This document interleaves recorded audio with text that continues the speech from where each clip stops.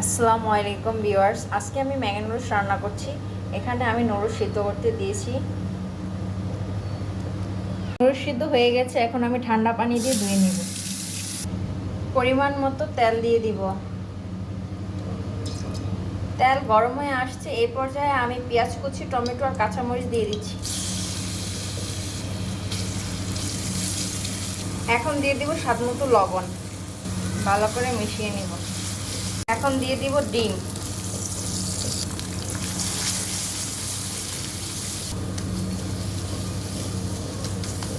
সিদ্ধ করে রাখা নুডলস। এ পর্যায়ে দিয়ে দিব ম্যাগি মশলা, ভালো করে মিশিয়ে নিব।